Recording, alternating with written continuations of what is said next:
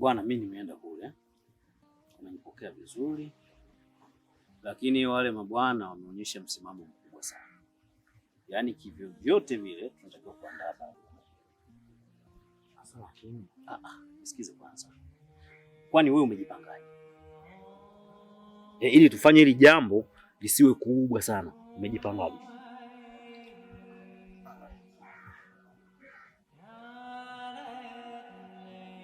Ni hapa ni yangu. Nisikudanganye. Kwa kweli mwanamuziki hata shilingi 100 kwa sina. Sasa wewe ulivyokuwa unakuja kuniambia mimi nipeleke barua, nilikuwa napeleka mikono mitupu? Hapana. Sasa maana yake nini? Nilikuja kuomba kama ndugu yangu. Kwa kweli mimi nilikuwa kama nimepagawa. Alafu imekuwa ghafla msiba huo. Mimi mwenyewe sikuwa hata na hifadhi ya shilingi 100. Hata kama nikusaidia mtu, ndugu yangu, hadi pesa nitoe mimi. Hapo sasa nasaidia nini? Nimejitolea muda wangu. Bado tena pesa nitoe mimi.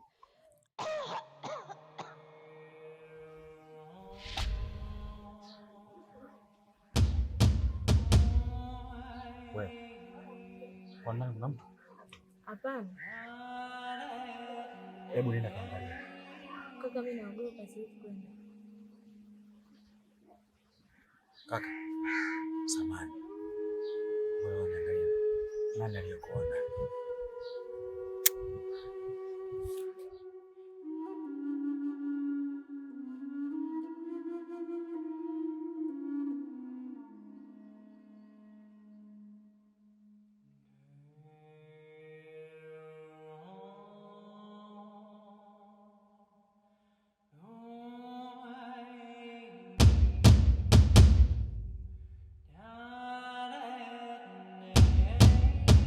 Nini kaka?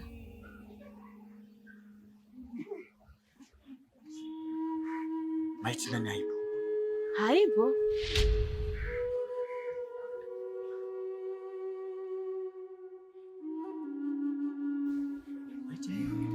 Kwa nini hivi nashindwa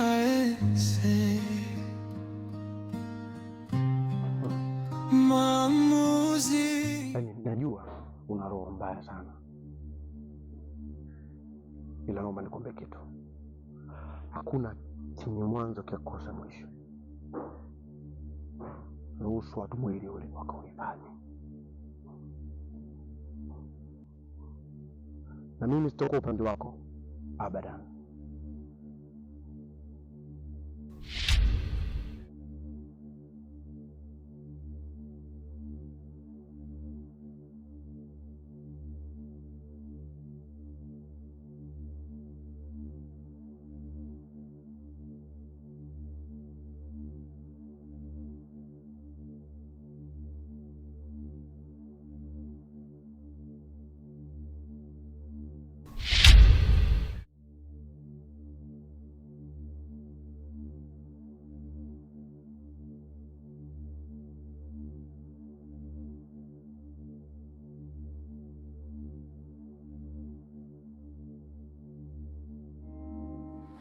Naliona chozi,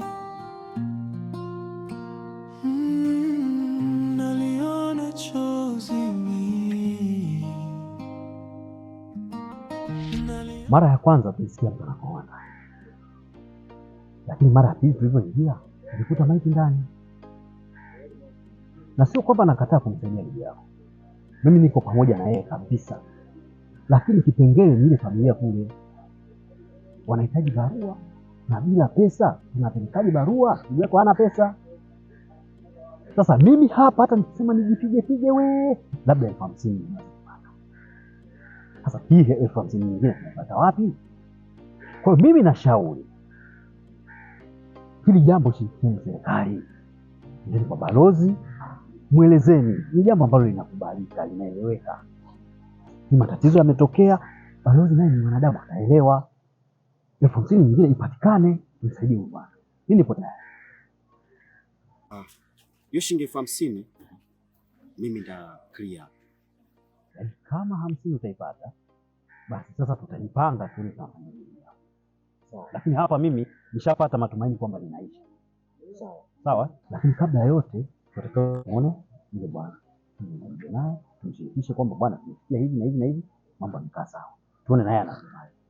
Sawa sawa, mimi naona hapo imeisha. Sawa ndugu yangu, kwa heri bwana.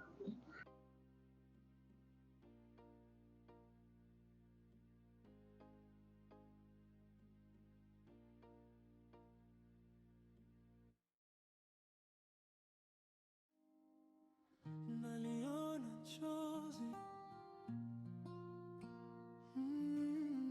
naliona chozi, naliona chozi, naliona chozi, ndaya maiti nashindwa we binti, ina maana kakako akakataa kuleta barua? Amesema ataleta.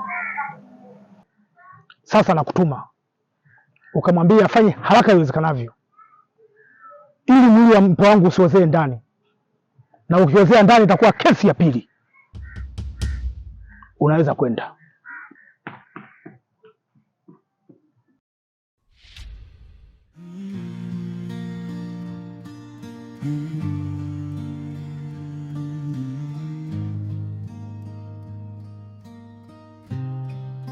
Yani mimi kwa nini vivi nashindwa ese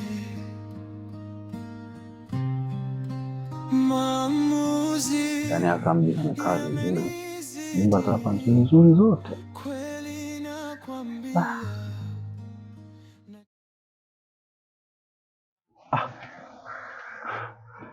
Karibuni. Asante. Vipi? Asafi tu. Vipi ndugu yangu? Karibuni ndani. Asante. Hatutaingia ndani, sogea tu hapa tuyazungumzie hapa, maana bado mapema tukapambana na majukumu. Bwana, kitu cha kwanza kuhusu swala lako hili ndio linatupeleka mbio mpaka saa hizi. Nimekutana na ndugu yako, tumezungumza. Kiufupi ni kwamba tumekubaliana kwamba tutatoa hela, barua ipelekwe. Ila nakopesha, sio kwamba nimetoa basi nijitolea. Basi asante. Asante sana. Shukrani. Kwa hiyo sasa kuna vitu vya msingi ambavyo natamani uvifahamu. Jambo la kwanza, umekosea sana. Yaani umekosea mno kuishi na huyu binti bila kufuata utaratibu. Yaani hilo ukubaliane nalo. Unielewa? Ya, hilo litambue, na jambo lingine ambalo nakusisitizia kabisa uishi nalo kichwani ni kwamba mimi pesa yangu naomba irudishwe. Kitu ambacho nimejitolea ni msaada wa kupoteza muda wangu kwenda kurudi, hiyo nimejitolea. Lakini swala la pesa yangu utairudisha. Cha kwanza kama nikuondoe shaka tu kakaangu. Mimi nitajitahidi. Msiba ukiisha tu, mimi pesa yako nitairudisha. Swaiba. Nitamrudishia pesa yake.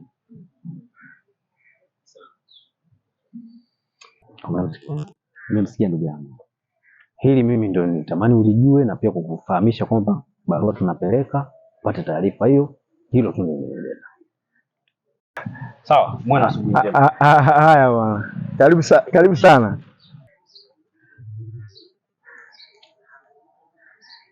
Ndugu yangu, deni hilo inatakiwa tulilipe. Sawa. Ndugu yetu amejitahidi kutusaidia. Sawa. Mimi nipo bega kwa bega na wewe. Sawa, mimi nimekuelewa. Nikuahidi tu Swaiba wangu, sitopoteza. Nitajitahidi pale msiba ukiisha na kila kitu kikaa sawa, kwa sababu sasa hivi nimeshachanganyikiwa. Nitalipa deni la watu. Naliona chozi, naliona chozi, naliona chozi, naliona chozi,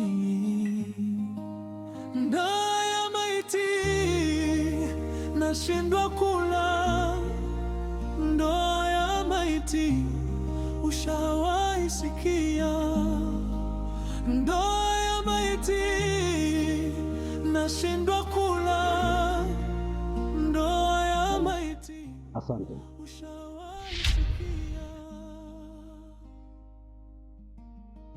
Nahisi kuishi wa nguvu hivi kweli au ni ndoto? Najua unanisikia. Barua nimeipokea. Nitaita familia yangu ili tuweze kuisoma, alafu baada ya wiki moja nitakupa majibu. Kimoja? Kimoja kivipi tena?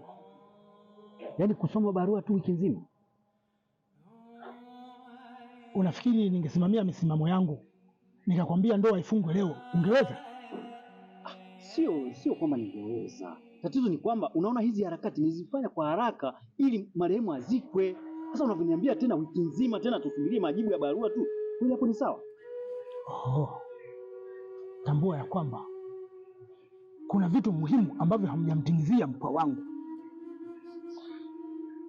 Cha kwanza, hamjaleta mahari. Pili, inatakiwa ndoa ifungwe, ndipo nitoe siku ya kuzika mpwa wangu. Kwa kibarua chako hiki ndio unaanza nataka kunipangia? Hapana, sio hivyo mzee wangu, lakini hapa naona ni wazi kwamba kuna uonevu fulani, kwa sababu hamjawaza kwamba yule ni marehemu na yupo ndani ya chumba, hayupo mochwari. Hamniwazi hilo kwamba hizi siku 7 atakuwa kwenye hali gani? Na waonea sio? Shika barua yenu. Mzee, hebu naomba tusifike mbali. Mimi ni ujumbe tu. Ngoja nirudishe ujumbe kama ulivyoniambia, kwa baada ya siku 7 utatoa majibu. Yani mimi kwa nini vivi nashindwa ese? Maamuzi yamenizidi kweli, nakwambia nachoka mimi. Ndoa na maiti kwangu zito. Ndoa na maiti hapana kweli.